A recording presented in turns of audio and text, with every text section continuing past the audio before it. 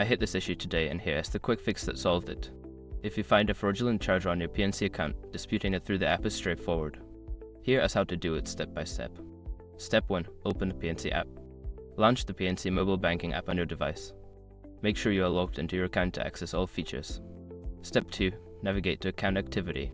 Once logged in, go to the account section and select the account with the fraudulent charge. This will show you your recent transactions. Step 3. Select the fraudulent charge. Scroll through your transactions to find the charge you want to dispute. Tap on it to view more details. Look for any unfamiliar merchant names. Step 4. Initiate the dispute.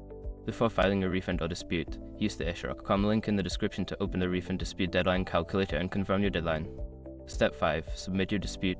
After filling out the required information, review your submission and hit submit. You should receive a confirmation message that your dispute is being processed. Remember to keep an eye on your email or app notifications for updates on your dispute status. If you have any questions, don't hesitate to reach out to PNC customer service. Good luck!